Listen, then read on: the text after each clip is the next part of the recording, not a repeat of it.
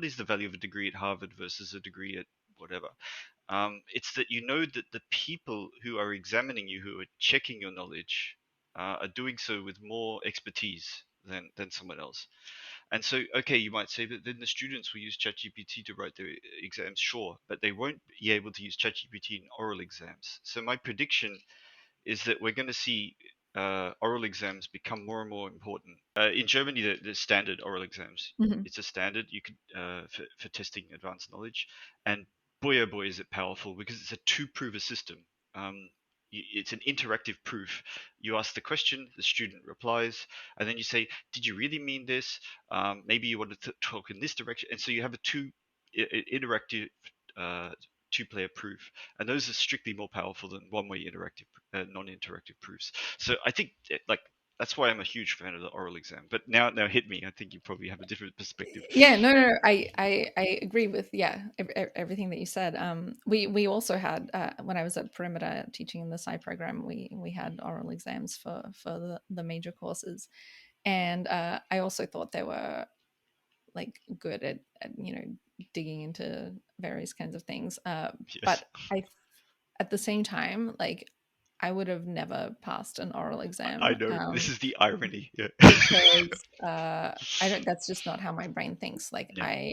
I'm very, even doing this kind of like podcast is like kind of scary for me because I'm usually not Mm. very good at like thinking on the spot. I need to take some time, go lock myself up for like half a day and like think through something carefully or write it out and stuff. And I don't like going on panels, for example, because I have to like Oh speak yeah. off the cuff and so on. And yeah, and I think for me, that would have been just like I would have not gotten I through.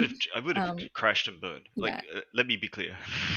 and I think I don't have these like figures off the top of my head or the research off the top of my head, but I do recall there being discussions about how maybe it biases against women because like I don't know, women are It's less confident. 100%. I don't know You'd what the have reason is, but no, just unconscious bias by itself would be enough to bias it against women in this situation. It is a confronting situation, and you should do some training before you are Mhm. allowed to do an oral exam. Yeah.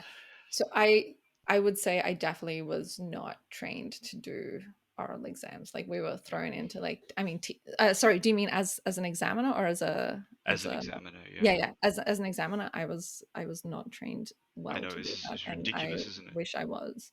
Yeah, I wish I Yeah. was too. Yeah. I, okay, there's a lot of students who maybe have suffered as a consequence of my learning curve, but I think I've got it together, but Yeah. it took a while. Yeah. I would have it resonated everything you said. In particular, how we started.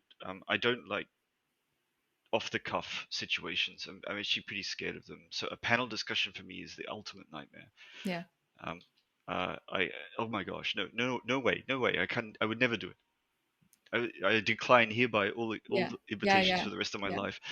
I will stand and give a lecture to a hall of 1,000 people. That's not a problem. But holy no, no, no, no, no, no, no. Yeah, I've Um, given like a couple that were like career related, and that was okay because I can just kind of talk about like what's happened to me. But yeah, I think I once when I was still at IBM, I had to go on a technical panel, and like, oh man, yeah, it was just very nerve terrifying. wracking. I mean, Yeah, I've moderated panels, and that was yeah, terrifying yeah, enough. Yeah. yeah. I don't want to do that again, but I will if necessary. Yeah, I don't. Off the cuff is tricky. It's tricky. Yeah. And it resonates. I think I would not have made it through my degree if I had to do oral exams. I just don't think I would have. Hmm. That's the irony of. I don't even know how students make it today. I mean, No, I like, like I can't. yeah, I yeah, feel like students these days like have to do so much more to yeah, get their credentials than at least in my day when I did. yeah. Like I Yeah, kind of I I feel like remember. they don't even like deserve like to be a PhD holder because it just seems like so much harder now. It's so hard. Yeah. I mean, I say we, right? We just piss farted around half the time. Yeah. It's No. like I think it's fair to say that, right? We did a bit Yeah, of physics and then yeah, go ahead. it chilled out, right? And just went places, did things. You know, when you're like a student and dealing with Mm. professors, you keep, I don't know whether you kept that list, but I actually had the list of things Professor Aggie will never do. And, you know, Yeah, tried yeah, yeah, very yeah. hard not to These like do those principles, things yeah. in the first year. And then, you know, that just goes out the window after It you're just like, goes okay, out the I'm just window, going to yeah. burn out because, you know, Yeah. and then you understand why everyone is the way that they are and whatever. So, Yeah, yeah, I wonder what your experience was like. that's a really very fascinating. I had those principles, like these rock hard principles that I was like, these people are so terrible. I will never ever do this. Yeah. And one of them was like not answering emails. Um, it was a super print. You know, I thought this is so frustrates me when people don't answer emails. Professors just don't answer them.